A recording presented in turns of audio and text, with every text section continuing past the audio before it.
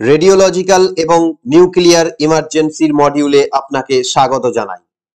এই মডিউলের শেষে আপনি সক্ষম হবেন রেডিওলজিক্যাল এবং পারমাণবিক জরুরি অবস্থাকে সংজ্ঞায়িত করতে, বিকিরণ এবং এর প্রকারগুলিকে বর্ণনা করতে, বিভিন্ন সেক্টরে কিভাবে বিকিরণ ব্যবহার হয় তা শনাক্ত করতে, বিকিরণের এক্সপোজার এবং এর প্রকারগুলি ব্যাখ্যা করতে, মানুষের উপর বড় মাত্রায় বিকিরণ এক্সপোজারের প্রভাবগুলিকে বর্ণনা করতে, রেডিওলজিক্যাল এবং পারমাণবিক জরুরি পরিস্থিতিতে কি করণীয় এবং কি করণীয় নয় সেগুলিকে ব্যাখ্যা করতে, এবং রেডিওলজিক্যাল ও পারমাণবিক জরুরিতে স্বেচ্ছাসেবকদের ভূমিকাগুলি কি কি সেগুলিকে ব্যাখ্যা করতে। রেডিওলজিক্যাল ইমার্জেন্সি কি তা বোঝার মাধ্যমে আমরা বিষয়টা শুরু করে নিই। রেডিওলজিক্যাল ইমার্জেন্সি বলতে অপ্রত্যাশিত এবং সম্ভাব্য বিপজ্জনক পরিস্থিতিকে বোঝায় যার মধ্যে আয়োনাইজিং রেডিয়েশনের প্রকাশ, এক্সপোজার বা কন্টামিনেশন জড়িত। নির্গত বিকিরণ বিভিন্ন ধরনের হতে পারে, যেমন আলফা কণা, বিটা কণা, নিউট্রন, গামা রশ্মি এবং এক্স রশ্মি। রেডিওলজিক্যাল জরুরি অবস্থা পারমাণবিক সুবিধা, হাসপাতাল, শিল্প, কৃষি এবং গবেষণা প্রতিষ্ঠান সহ বিভিন্ন জায়গায় ঘটতে পারে। তেজস্ক্রিয় বা পারমাণবিক পদার্থ পরিবহনের সময় রেডিওলজিক্যাল জরুরি অবস্থা ঘটতে পারে। এটি শ্রমিক, জনসাধারণ এবং পরিবেশের নিরাপত্তা ও স্বাস্থ্যের জন্য ঝুঁকি তৈরি করতে পারে। এর প্রভাব কমাতে এবং ক্ষতি প্রতিরোধ করতে অবিলম্বে প্রতিক্রিয়া এবং নিয়ন্ত্রণের প্রয়োজন হতে পারে। আসুন পরবর্তীতে পারমাণবিক জরুরি অবস্থা সম্পর্কে আমরা জেনে নিই। সম্ভাব্য ক্ষতিকর তেজস্ক্রিয় পদার্থের ইচ্ছাকৃত বা দুর্ঘটনাজনিত মুক্তি হলে একটি পারমাণবিক জরুরি অবস্থা ঘোষণা করা যেতে পারে। এই তেজস্ক্রিয় পদার্থ থেকে বিকিরণের এক্সপোজার স্বাস্থ্য ঝুঁকির কারণ হতে পারে। হিরোশিমা এবং নাগাসাকিতে সেই বিধ্বংসী পারমাণবিক অস্ত্র হামলার স্মৃতি, এবং যেভাবে আমরা সবাই জানি যে মার্কিন যুক্তরাষ্ট্রের 3 মাইল দ্বীপ এবং সাবেক ইউএসএসআর এর চেরনোবিলে চুল্লি ঘটনার কথা, জাপানে ফুকুশিমা দাইচি পারমাণবিক বিদ্যুৎ কেন্দ্রে দুর্ঘটনার কথা। যে কোনো পারমাণবিক জরুরি অবস্থা সম্পর্কে চিন্তা করলেই সেই সব ঘটনাগুলিকে ভুলে যাওয়া অত্যন্ত কঠিন। অনেক লোক শুধুমাত্র এই ঐতিহাসিক ঘটনাগুলির সাথে পারমাণবিক জরুরি অবস্থাকে যুক্ত করার প্রবণতা রাখে। যাই হোক, এটা মনে রাখা অপরিহার্য যে ছোট আকারের পারমাণবিক এবং রেডিওলজিক্যাল জরুরি অবস্থার জন্যেও আমাদের প্রস্তুত থাকা উচিত। আসুন বিকিরণ এবং এর প্রভাব সম্পর্কে আমরা আরো শিখে নিই। বিকিরণ হলো গতিশীল শক্তি। বিকিরণের সবচেয়ে সহজ এবং সবচেয়ে সুপরিচিত উদাহরণ হলো আলো, যা সূর্য থেকে বা আগুনে জ্বলতে থাকা কোনো একটি বস্তু থেকে উৎপন্ন হয়। আমরা সকলেই জানি যে যখন এই আলোর তীব্রতা বেশি হয়, উদাহরণস্বরূপ গ্রীষ্মে, এটি ক্ষতির কারণ হতে পারে। যখন এটি একটি নির্দিষ্ট সীমার চেয়ে কম হয়, তখন এটি প্রশান্তিদায়ক এবং ক্ষতিহীন হয়। কিন্তু শীতকালে আমরা আগুন ব্যবহার করি নিজেদেরকে উত্তপ্ত রাখার জন্য। এটি থেকে নির্গত বিকিরণ ব্যবহার করি কারণ সূর্যের আলো বা বিকিরণের তীব্রতা কম হয়। অতএব বিকিরণ একটি ওষুধের মতো, যা সঠিক মাত্রায় গ্রহণ করলে এটি কারণে ক্ষতির চেয়ে উপকার বেশি হয়। তবে একটি অতিরিক্ত মাত্রা ব্যবহার করলে মৃত্যুর কারণও এটি হয়ে ওঠে। বিকিরণ প্রকৃতিতে আয়োনাইজিং এবং নন আয়োনাইজিং হতে পারে। আরো জানতে প্রতিটি ধরনে আপনি ক্লিক করুন। Ionising radiation. আয়োনাইজিং রেডিয়েশন হলো সেই বিকিরণ যা পরমাণু থেকে ইলেকট্রন বের করার জন্য, অর্থাৎ আলফা কণা, বিটা কণা, নিউট্রন, গামা রশ্মি এবং এক্স রশ্মির মতো পরমাণুকে আয়োনাইজ করার জন্য পর্যাপ্ত শক্তি রাখে।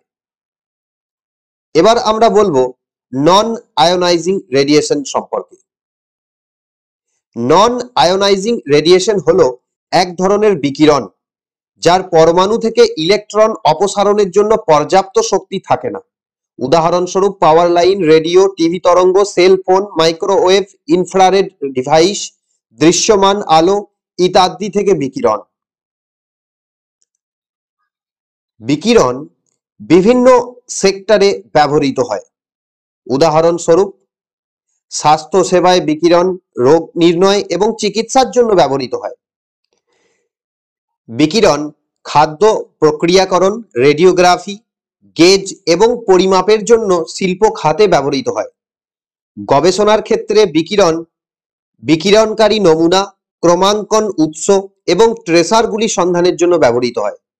উপরন্তু কৃষি খাতে রেডিয়েশন ট্রেসার অধ্যয়নের জন্য ব্যবহৃত হয়। এরপরে আসুন বিকিরণের এক্সপোজারের মোড সম্পর্কে আমরা শিখে নিই। আমরা কার্যত বিকিরণ সাগরে রয়েছি, যা মহাকাশ থেকে বা পৃথিবীর উপকরণ থেকে আমাদের কাছে পৌঁছায়। এটি ব্যাকগ্রাউন্ড রেডিয়েশন নামেও পরিচিত। ব্যাকগ্রাউন্ড রেডিয়েশন বলতে বোঝায় মানুষের ক্রমাগত সংস্পর্শে আসাকে নিম্ন স্তরের আয়োনাইজিং রেডিয়েশন, যা পরিবেশের প্রাকৃতিক উৎস থেকে উৎপন্ন হয়, যার মধ্যে রয়েছে মহাজাগতিক মহাকাশ থেকে আসা রশ্মি, পৃথিবীর উপকরণ থেকে টেরিস্টেরিয়াল গামা রশ্মি এবং মাটি, নির্মাণ সামগ্রী ও অন্যান্য আশেপাশে প্রাকৃতিকভাবে তেজস্ক্রিয় পদার্থের উপস্থিতি। এই পরিবেষ্টিত বিকিরণ দৈনন্দিন জীবনের একটি অংশ এবং প্রাকৃতিক পটভূমির বিকিরণের সাধারণ বার্ষিক এক্সপোজার প্রতি বছর প্রায় 2.4 মিলিসিভার্ট। এটি লক্ষ্য করা গুরুত্বপূর্ণ যে ব্যাকগ্রাউন্ড বিকিরণ তুলনামূলকভাবে কম এবং বিকিরণের একটি বেসলাইন স্তর গঠন করে, যা ব্যক্তিরা নিয়মিত সম্মুখীন হয়। রেডিয়েশন এক্সপোজার বলতে বোঝায় সেই পরিস্থিতিকে যেখানে শরীর বিকিরণের সংস্পর্শে আসে। দুই ধরনের বিকিরণ এক্সপোজার রয়েছে, যেগুলি হলো আভ্যন্তরীণ এক্সপোজার এবং বাহ্যিক এক্সপোজার। বাহ্যিক এক্সপোজার মানে বিকিরণ গ্রহণ করা, যা মাটিতে বা বাতাসে বিদ্যমান তেজস্ক্রিয় পদার্থ থেকে আসে বা কাপড়ে বা শরীরের পৃষ্ঠের সাথে সংযুক্ত থাকে। বিপরীতভাবে আভ্যন্তরীণ এক্সপোজার হয় যখন একজন ব্যক্তি খাবার খান এবং খাবার বা পানীয়তে তেজস্ক্রিয় পদার্থ গ্রহণ করেন।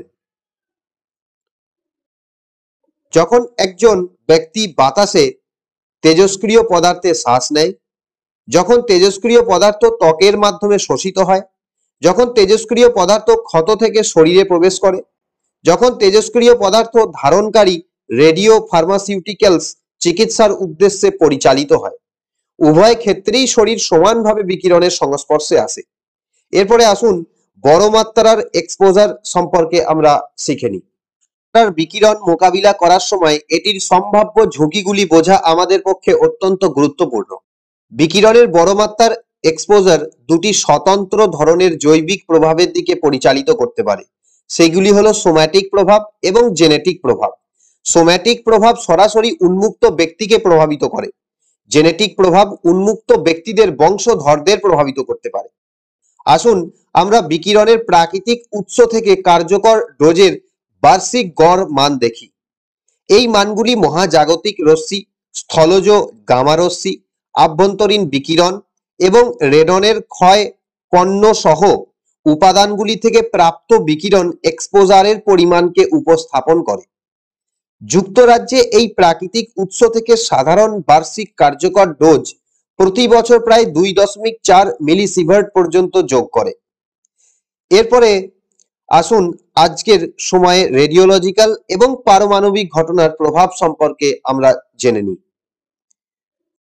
আজ রেডিওলজিক্যাল এবং পারমাণবিক ঘটনার প্রভাব অতীতের তুলনায় আরো বেশি তাৎপর্যপূর্ণ হতে পারে।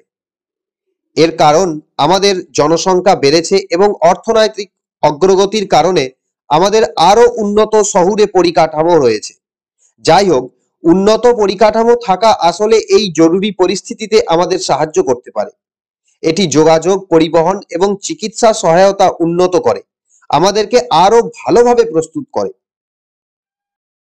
এরপরে আসুন আমরা পারমাণবিক এবং রেডিওলজিক্যাল জরুরি অবস্থার জন্য প্রস্তুতি সম্পর্কে শিখে নিই। পারমাণবিক জরুরি পরিস্থিতি মোকাবিলায় সমন্বয় প্রয়োজন বিভিন্ন পারমাণবিক সুবিধার সেবা গ্রুপের মধ্যে। পাবলিক ডোমেনে সম্ভাব্য রেডিওলজিক্যাল ফলাফলের ক্ষেত্রে 3টি স্তরের সমস্ত কর্তৃপক্ষ অর্থাৎ জেলা, রাজ্য এবং কেন্দ্রীয় একটি গুরুত্বপূর্ণ ভূমিকা পালন করবে এবং অফ সাইট কর্মকর্তাদের কার্যকরভাবে প্রতিক্রিয়া জানাতে ও জনসাধারণকে অবহিত রাখতে সহায়তা করবে।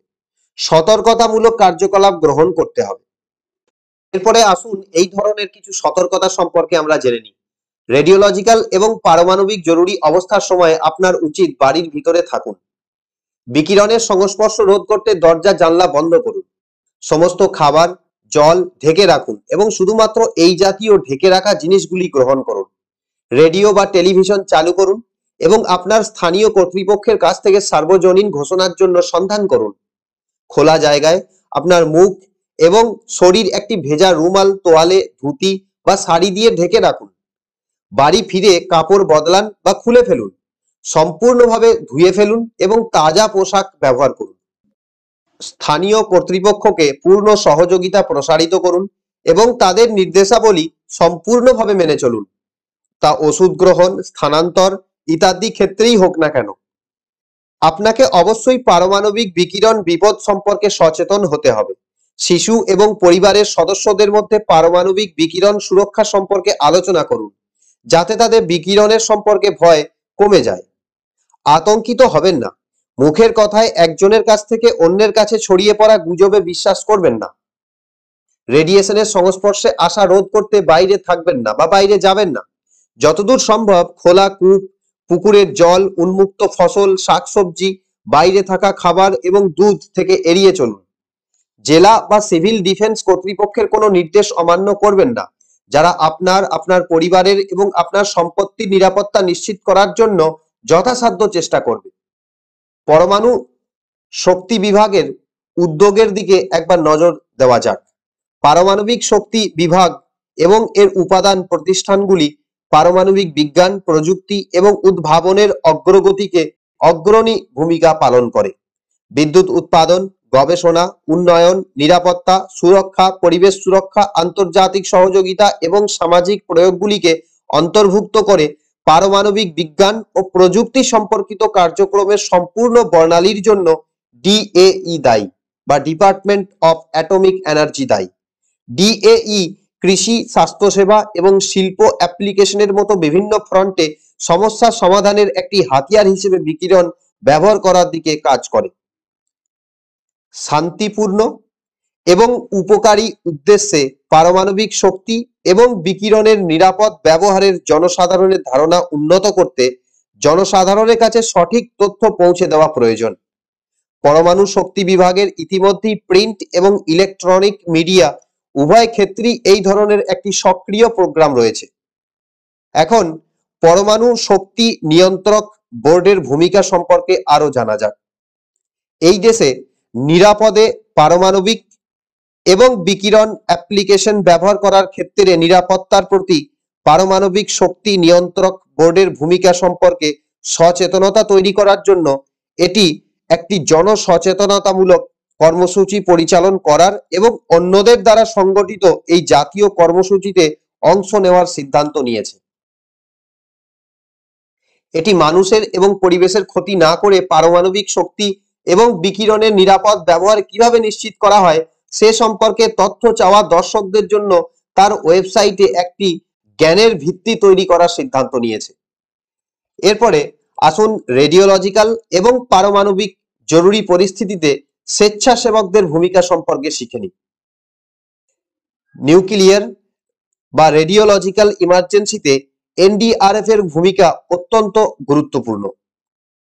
ফার্স্ট রেসপন্ডারদের ক্যাপাসিটি বিল্ডিং এর সময় বিশেষ প্রশিক্ষণ দিয়ে তাদের নিপুণ করে তোলা, সচেতনতা তৈরির মাধ্যমে নাগরিকদের প্রস্তুত করে তোলা উপযুক্ত পরিস্থিতির জন্য, যৌথ মক এক্সারসাইজ পরিচালনা করা আরো কার্যকর প্রতিক্রিয়ার জন্য স্টেক হোল্ডারদের মধ্যে সমন্বয় বাড়ায়। যখন অফসাইট জরুরি অবস্থা অবিলম্বে পদক্ষেপের দাবি করে তখন এনডিআরএফ নিরাপত্তা নিশ্চিত করে জনসাধারণের সুশৃঙ্খলভাবে সরিয়ে নিতে সহায়তা করে। তাদের দক্ষতা ঘটনা পরবর্তী ব্যবস্থায় প্রসারিত হয়। ক্ষতিগ্রস্ত ব্যক্তিদের এবং এলাকাগুলিকে অত্যাবশ্যক দূষণমুক্ত করা। অপ্রত্যাশিত পরিস্থিতিতে ডিএই এবং ডিআরডিওদের বিশেষজ্ঞদের সাথে সহযোগিতা দ্রুত এবং ব্যাপক প্রতিক্রিয়া, সম্পদ ও দক্ষতা একত্রিত করতে সক্ষম করে। এই সম্মিলিত প্রচেষ্টা জননিরাপত্তার জন্য পারমাণবিক এবং রেডিওলজিক্যাল জরুরি অবস্থার প্রভাব প্রশমনে এনডিআরএফ এর গুরুত্বপূর্ণ ভূমিকার উপর জোর দেওয়া হয়। স্বেচ্ছাসেবকরা রেডিওলজিক্যাল এবং পারমাণবিক জরুরি পরিস্থিতিতে অনেক উপায়ে সাহায্য করতে পারে। স্বেচ্ছাসেবকরা মানুষকে সতর্ক বার্তা প্রচার করতে সাহায্য করতে পারে। তারা মানুষকে নিরাপদ স্থানে সরিয়ে নিয়ে যেতে সাহায্য করতে পারে। স্বেচ্ছাসেবকরা সঠিক পদ্ধতি এবং ক্ষতিগ্রস্তদের নিরাপত্তার জন্য কর্তৃপক্ষের সাথে সহযোগিতা করতে পারে। স্বেচ্ছাসেবকদের খুব সতর্ক হতে হবে এবং কোনো অস্বাভাবিক ও সন্দেহজনক জিনিস বা কার্যকলাপ লক্ষ্য করলে তা অবশ্যই কর্তৃপক্ষের নজরে আনতে হবে। স্বেচ্ছাসেবকরা দূষিত খাদ্য, জমি বা জল, বায়ুবাহিত সংক্রমণের নৈকট্যের মাধ্যমে এক্সপোজার সম্পর্কে সম্প্রদায়ের মধ্যে সচেতনতা ছড়িয়ে দিতে পারে। এর সাথে সাথে আমরা এই মডিউলের শেষ প্রান্তে চলে এসেছি। আসুন মডিউলে আলোচিত মূল বিষয়গুলি একবার স্মরণ করে নিই। রেডিওলজিক্যাল জরুরি অবস্থা পারমাণবিক স্থাপনায় ঘটতে পারে বিকিরণ উৎস ব্যবহার করার সময়, তেজস্ক্রিয় পদার্থের সাথে জড়িত দুর্ঘটনা এবং বিকিরণ উৎসের সাথে জড়িত দূষিত কার্যকলাপ। ব্যাকগ্রাউন্ড বিকিরণ বলতে পরিবেশের প্রাকৃতিক উৎস থেকে উদ্ভূত আয়োনাইজিং বিকিরণের নিম্ন স্তরের ব্যক্তিদের ক্রমাগত এক্সপোজারকে বোঝায়। রেডিয়েশন এক্সপোজার বলতে বোঝায় সেই পরিস্থিতি যেখানে শরীর বিকিরণের সংস্পর্শে আসে। বিকিরণের বড় মাত্রার এক্সপোজারে সোম্যাটিক এবং জেনেটিক প্রভাব থাকতে পারে। প্রাকৃতিক পটভূমি বিকিরণের বার্ষিক এক্সপোজার প্রতি বছর প্রায় 2.4 মিলিসিভার্ট। পারমাণবিক এবং রেডিওলজিক্যাল জরুরি অবস্থার জন্য প্রস্তুতির সাথে জেলা, রাজ্য এবং কেন্দ্রীয় স্তরে বিভিন্ন পরিষেবা গোষ্ঠী ও কর্তৃপক্ষের মধ্যে সমন্বয় জড়িত। পরিবার এবং শিশুদের মধ্যে ভয় কমাতে এবং প্রস্তুতিকে উন্নত করতে পারমাণবিক বিকিরণ সুরক্ষা সম্পর্কিত শিক্ষা উৎসাহিত করা হয়।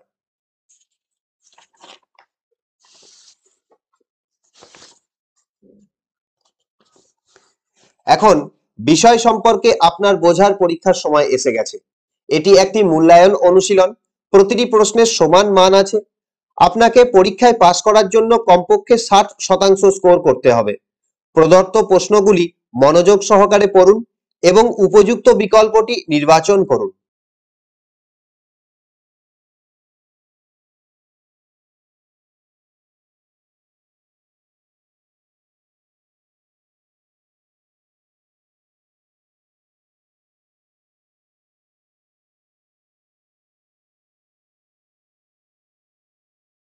অভিনন্দন, আপনি সফলভাবে রেডিওলজিক্যাল এবং নিউক্লিয়ার ইমার্জেন্সি মডিউলটি সম্পন্ন করেছেন।